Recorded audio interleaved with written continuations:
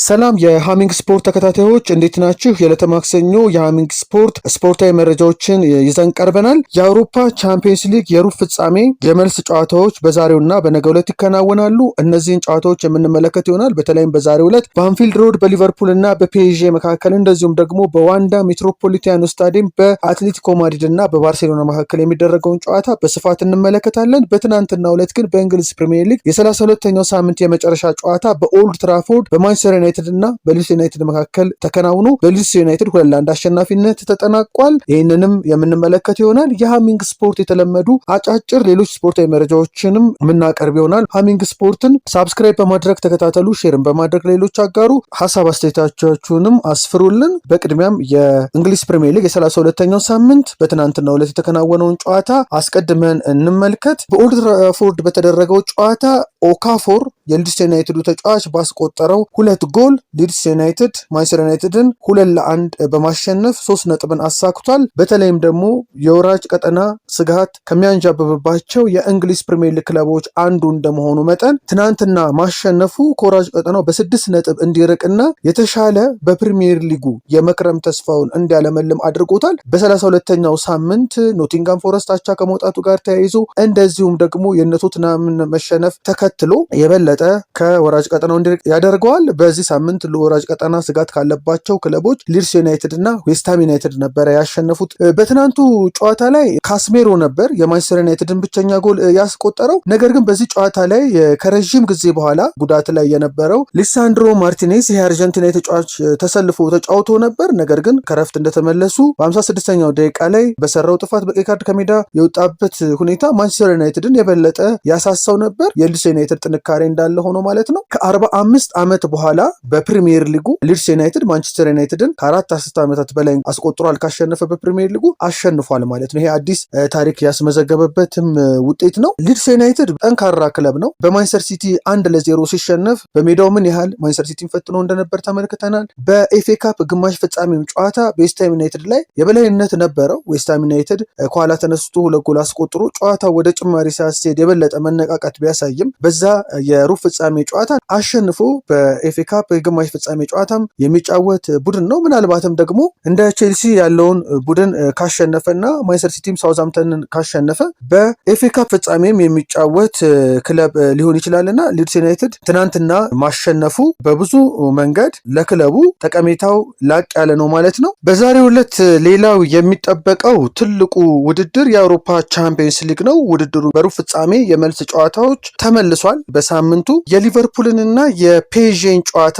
አስቀድመን እንመለከትና ከዛ የአትሌቲኮ ማድሪድንና የባርሴሎናን ጨዋታ ደግሞ የምናነሳ ነው የሚሆነው። ሁለቱም ጨዋታዎች 4 ሰዓት ላይ ነው የሚደረጉት። ሊቨርፑል በሳምንቱ በእንግሊዝ ፕሪሚየር ሊግ 32ኛው ሳምንት ፉላምን 2-0 በማሸነፍ የቻምፒየንስ ሊግ ተሳትፎውን ሊያጠናክርለት የሚችል ነጥብ ነው ይዞ የወጣው ማለት ይቻላል። በተለይም ደግሞ የማንቸስተር ዩናይትድን እና የቼልሲን መሸነፍን ተከትሎ የአስቶን ቪላን ነጥብ መጣልም ከተመለከትን እነዚህ ክለቦች ከሊቨርፑል ጋር የቻምፒየንስ ሊግ ተሳትፎ ለማድረግ የሚፎካከሩ ክለቦች ናቸው። ከነዚህ ክለቦች ሙሉ 3 ነጥብም ይዞ በሳምንቱ ያጠናቀቀው ሊቨርፑል ነውና ባለፉት 3 ተከታታይ ጨዋታዎች ካጋጠመው ሽንፈት አገግሞ ይህን ነጥብ መያዙ ለዚህኛውም ጨዋታ የሚኖረው የስነ ልቦና ጥንካሬ ይኖራል። እንደዚሁም ደግሞ ለአርነ ስሎት በዛሬው ዕለት ይዞት ለሚገቡትም አጨዋወትም ፍንጭ የሰጠም አጋጣሚ በጨዋታው ተፈጥሯል። እንደምናውቀው በራዮ ኑግሞሃና በሞሐመድ ሳላ ግቦች ነበር ሊቨርፑል ጨዋታውን አሸንፎ የወጣው። ኑግሞሃም የጨዋታው ኮከብ በመሆን ጎል በማስቆጠር መልካም እንቅስቃሴ በማሳየት በተለይ ደግሞ ሊቨርፑል ባለፉት ጊዜያት የፈጠራ ብቃት ያለው ተጫዋችም ነው አንድም የሚጎለው። በተለይ የነ ፍሎሪያን ቪትስ አዲስ ከመሆን አንጻር የነባር ተጫዋቾች ከመዳከም ጋር ተያይዞ ከክለቡ የለቀቁ ተጫዋቾች የነዚህ ሁሉ ነገር ሲደመር ሊቨርፑል በብዙ መንገድ ጎደለው ነገር እንዳለ እንመለከታለን እና ይህንን ነገር የሚጨምር ነገር ነው። በተለይ ከነ ሉዊስ ዲያዝ መውጣት በኋላ ድሪብል የሚያደርግ ፈጣን ተጫዋች ፓስ ማድረግ የሚችል በዛ ቦታ ላይ የለም። ኮዲ ጋክፖ የራሱ የሆኑ ነገሮች አሉት። ጉልበት አለው፣ ጥንካሬ አለው፣ ወደ ጎል ኳስ የሚመታበት መንገድ ጠንካራ ነው። ነገር ግን ያ ቦታ በሰፊው በሊቨርፑል በኩል ያልተሸፈነ ቦታ ነውና ራዮ ኑግሞሃ በቋሚነት ማሰለፍ እንዳለባቸውም ፍንጭ የሰጠ ጨዋታ ነው። በፓርክ ደ ፕራንስ ደግሞ በነበረው ጨዋታ ላይ ሞሐመድ ሳላህን አስቀምጠዋል። በፉላሙ ጨዋታ ጎል አስቆጥሯል። ምናልባት እንደ አዲስ ኢነርጂ ሳላህን በቋሚ አስተላለፍ ውስጥ ከሁጎ ኢኬቲኬ ጋር በማሰለፍ ሊያጫውቱት ይችላሉ። የፉላሙ ጨዋታ ማን የቅድሚያ 11 ውስጥ ሊገባ እንደሚችል ፍንጭ የሰጠ ነው። ሜሎስ ኬርኪዝንና ኢኬቲኬንም ያሳረፉት ሪያን ራቨንበርክንም ቀይረው ያስገቡበትን ሁኔታ ስንመለከት ለዚህ ጨዋታ ወሳኝና ቋሚ ተሰላፊ ዝርዝሩ ስለሚገቡ ነው። በፉልሃሙ ጨዋታ ጉዳት አጋጥሞት የነበረው ከርቲስ ጆንስ ልምምድ ሰርቷል። በቋሚነትም ሊሰለፍ የሚችልበት መረጃ ነው የወጣው። ይሄ ደግሞ ለአርነ ስሎት ሊቨርፑል የበለጠ መልካም ዜና ነው። በተለይም ደግሞ በዘንድሮ ዓመት አሌክሲስ ማካሊስተር በተዳከመበት ሁኔታ የከርቲስ ጆንስ በሊቨርፑል የመሃል ክፍል ላይ ከነ ዶሚኒክ ሶቦስላይ፣ ራያን ግራቨንበርች፣ ፍሎሪያን ቪርትዝ ጋር መኖር የበለጠ ሊቨርፑልን የአማካይ ስፍራ የተሻለ ጥራት የሚጨምር ነው ብዬ ነው የማስበው። በዘንድሮ ዓመት አሌክሲስ ማካሊስተር ፐርፎርማንሱ ከጨዋታ መደራረብ አንጻር ወርዷል ብዬ ነው የማስበው። ባለፉት 2 ዓመታት ከመጣበት ጊዜ ጀምሮ በቋሚነት እያንዳንዱን ጨዋታ ሲያደርጉ ከነበሩ የሊቨርፑል ተጫዋቾች መካከል አንዱ አሌክሲስ ማካሊስተር ነው። ሌላው ራያን ግራቨንበርች ነው በአማካይ ስፍራ ላይ እና ራዮ ኑግሞሃ፣ ሁጎ ኢኬቲኬ፣ ሞሐመድ ሳላ፣ ፍሎሪያን ቪርትዝ፣ ከርቲስ ጆንስ፣ ራያን ግራቨንበርችን እና ዶሚኒክ ሶቦስላይን በመጠቀም እነዚህን ተጫዋቾች በተከላካይ ቦታ ላይ ደግሞ ቫንዳይክ፣ ኢብራሂማ ኮናቴ፣ ሜሎስ ኬርኪዝን ሊጠቀሙ የሚችሉበት ሁኔታ አለ ብዬ ነው የማስበው። ምናልባት በዛሬው ጨዋታ ዶሚኒክ ሶቦስላይን በቀኝ ተከላካይ ስፍራ ሊጠቀሙ የሚችሉበት እድል አለ ብዬ አስባለሁ። የግዴታ ከርቲስ ጆንስ፣ ፍሎሪያን ቪርትዝ እና ራያን ግራቨንበርች አንድ ላይ በመሀል ክፍሉ የሚሰለፉ ከሆነ በአሁኑ ሰዓት የተሻለ እንቅስቃሴ እያደረገ የሚገኘው ዶሚኒክ ሶቦስላይንም ተቀያሪ ወንበር ላይ ያስቀምጡታል ተብሎ ስለማይታሰብ እነዚህን አማካይ ክፍሉ ላይ የሚጫወቱ ተጫዋቾችን በዛ በማድረግ አርነ ስሎት ወደ ሜዳ ሊገቡ ይችላሉ። ይሄ የኔ ግምት ነው። ከፉልሃሙም ጨዋታ በመነሳት ከወቅታዊ ብቃታቸውን አንጻር ሊያስቀድሟቸው የሚችሏቸውን ተጫዋቾች መነሻ በማድረግ ነው ይሄን ያልኩት። ፔዤ በኩል እጅግ በጣም የተሟላ ስብስብ ነው ያለው በቋሚ 11ም በተቀያሪም ግን የሚጠበቁትን ሊሆኑ የሚችሉትንም እንደዚሁ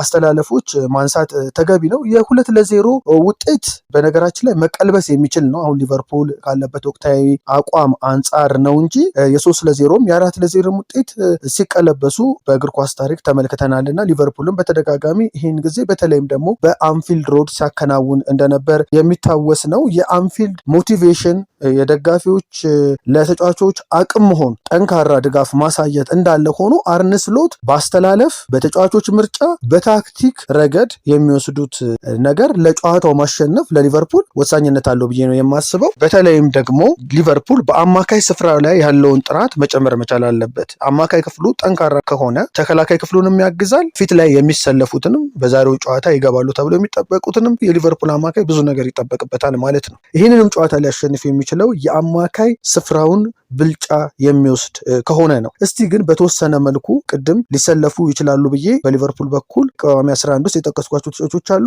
እነዚህ ተጫዋቾች ከነማን ጋር ነው የሚጋፈጡት? በፔዤ በኩልስ ምን አይነት አስተላለፍ ሊኖር ይችላል የሚለውን ደግሞ እንመልከት። በግብ ጠባቂ ቦታ ላይ ማትቪስ ሳቫኖቭ ሊኖር ይችላል። አሽራፍ ሀኪሚ በቀኝ በኩል ማርኪኒዮስ፣ ዊሊያም ፓቾ እና ኑኖ ሜንዴዝን በተከላካይ ስፍራ ሲጠቀም ከነሱ ፊት ደግሞ የቡድኑ ወሳኝ ቁልፍ ተጫዋች ስፔናዊ ፋቢያን ሩስ እና ሁለቱ ፖርቹጋሊያኖች ቪቲኒያ እና ጆቭ ኔቬዝን በመጠቀም ፊት መስመር ላይ ደግሞ ኪቪቻ ክቫራትስኬሊያ፣ ዲዜሪ ዶዌ እና ኦስማን ዴምቤሌን ሊጠቀምበት የሚችልበት እድል አለ። ኒኮላስ ባርኮላ ወደ ልምምድ ቢመለስም በባለፈው በካፕ ደ ፍራንስ በተደረገው ጨዋታ ላይ አልነበረም፣ ግን ከተቀያሪ ወንበር የሚነሳ ነው የሚመስለኝ። በፔዤ በኩል እንደዚህ አይነት አስተላለፎች አሉ። በዛሬው ዕለት ሊቨርፑሎች የሂልስብሮን 97 ደጋፊዎች የሞቱበትንም አደጋ የሚያስታውሱበትም ቀን ነው በአንፊልድ ሮድ። ይህንን የሚያስብ ዝግጅት ይከናወናል ተብሎ ነው ከወጣው መርሃ ግብር ማየት የሚቻለው። ሊቨርፑል ከፈረንሳይ ክለቦች ጋር ሲገናኝ የዛሬው ጨዋታ ለ18ኛ ጊዜ ነው የሚሆነው። በአንፊልድ የባለፈውን ዓመት ሻምፒዮን አሸንፈን ከውድድሩ ውጭ እናደርገዋለን የሚል አይነት አንድምታ ያለው አስተያየትም ነው አርነ ስሎት ያስቀመጡት። በዛሬው ምሽት 4 ሰዓት ላይ ይሄ ጨዋታ አንዱ ከሚጠበቁ ጨዋታዎች መሃል ነው ማለት ነው። ወደ አትሌቲኮ ማድሪድ እና ባርሴሎና ጨዋታ ስናልፍ ደግሞ እነዚህ ሁለቱ ቡድኖች በዚህ ዓመት ብቻ በተለያዩ ውድድሮች ላሊጋውን ጨምሮ እንደዚሁም አሁን ቻምፒዮንስ ሊግን እንደዚሁም ኮፓ ደላሬ ላይ ሲገናኙ አጠቃላይ እነዚህ ተደምረው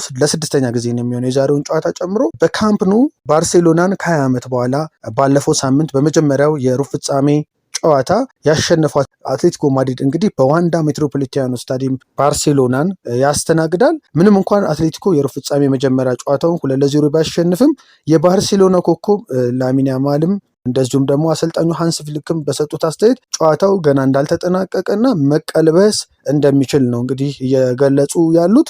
በተለይም ደግሞ ላሚን ያማል ከዚህ በፊት ሉዊስ ኤንሪኬ የባርሴሎና አሰልጣኝ በነበረበት ሰዓት እንደዚሁም ኡናይ ኤምሪ ፔዥ አሰልጣኝ በነበረበት ጊዜ ፔዥ በሜዳው 4-0 አሸንፎ በመልሱ ጨዋታ ግን በባርሴሎና 6-1 ተሸንፎ ውጤቱን ቀልብቶ ባርሴሎና ያለፈበትን መነሻ በማድረግም ይሄ እንደሚቻል እየገለጸ ነው የሚገኘው።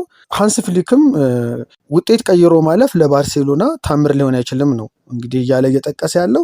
አትሌቲኮ ማድሪድ በተለይ የፊት መስመሩ እጅግ በጣም ጠንካራ ነው እና ሁሊያን አልቫሬዝ፣ አሁን አዳሞላ ሉክማንም መጥቷል። ይሄ ናይጄሪያ ተጫዋች፣ እንደዚሁም አንቶኒ ግሪዝማንም አለ በዚህ የፊት መስመር ቦታ ላይ። ተከላካይ ክፍሉን የተሻለ መከላከል የሚችል ከሆነ እንደዚሁም አማካይ ክፍሉም በባርሴሎና ብልጫ የማይወሰድበት ከሆነ ያለውን ውጤት አስጠብቆ ሊወጣ ይችላል ብዬ አስባለሁ። እኔ ትንሽ አትሌቲኮ ማድሪድ ተከላካይ ክፍሉ ላይ ነው በተወሰነ መልኩ ጥያቄ ያለኝና ፈጽሞ ጎል የማይገባበት የተከላካይ ክፍል አይደለም ያለው።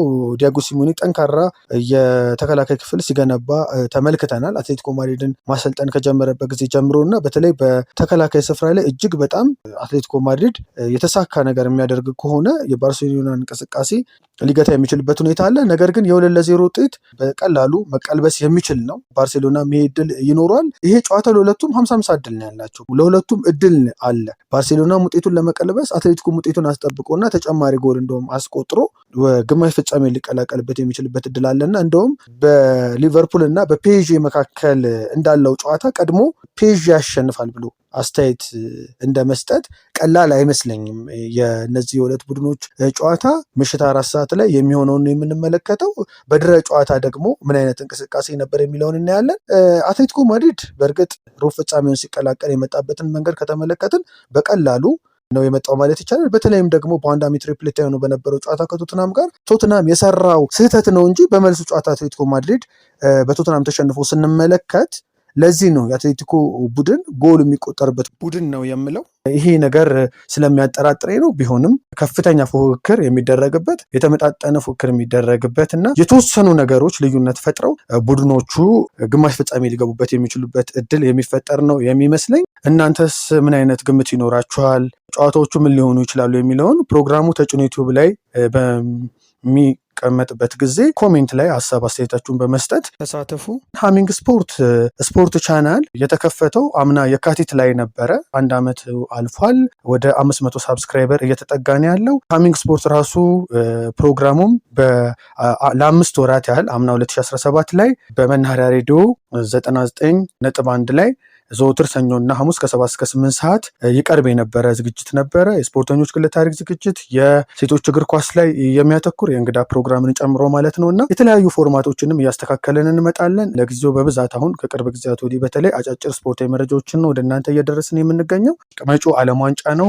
ሰፋ ያሉ ዘገባዎችንም እንሰራለን። የአፍሪካ ዋንጫንም በተወሰነ መልኩ በስፖርተኞች ግለ ታሪክ እንደዚሁም ደግሞ ጨዋታዎቹን ውጤቶች በማድረስ ምክንያቱም ዴስቲቪ ላይ ብቻ ስለነበር ይታይ የነበረው አብዛኛው ሰው የአፍሪካን ዋንጫ ተከታትሎም ከሰዓቱም አንጻር ከተለያዩ ነገሮች አንጻር እየተመለከተውም ስላልነበር የተለያዩ መረጃዎችን በሃሚንግ ስፖርት ስናደርስ ነበረ። እንደዚሁም እንቀጥላለን ማለት ነው እና በተለይ ደግሞ ይሄ ወቅቱ የአውሮፓ ሊጎች የመጨረሻ ጊዜያቸው ላይ የደረሱበት ለዋንጫ የሚጠበቁ ክለቦች የሚለዩበት የእግር ኳስ ፉክክሩ እጅግ በጣም የሚጦፉበት ሰዓት ስለሆነ የተለያዩ መረጃዎችን ወደ እናንተ ማድረሳችንን እንቀጥላለን። ከዛሬው የአውሮፓ ቻምፒየንስ ሊግ ጨዋታዎች ጋር መልካም ቀን ተመኘው። በነገው ዝግጅታችን በድረ ጨዋታ እንገናኛለን። በነገው ዕለት እንደዚሁ በባየር ሙኒክ እና በሪያል ማድሪድ መካከል እንደዚሁም ደግሞ በኤምሬትስ የሚደረገውን የአርሰናል እና የስፖርቲንግ ሊዝበንን ጨዋታ በቅድመ ጨዋታ እናነሳለን። መልካም ቀን። ሃሚንግ ስፖርት በሀገራዊና ዓለም አቀፍ ስፖርታዊ ጉዳዮች ላይ የሚያተኩር ዝግጅት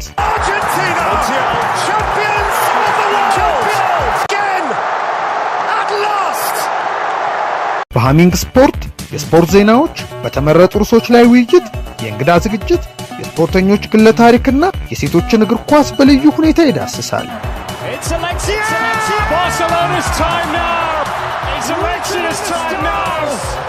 ሃሚንግ ስፖርት ስፖርትን ቀዳሚ ዘይቤ በማድረግ ስኬትን በተግባር እናረጋግጥ።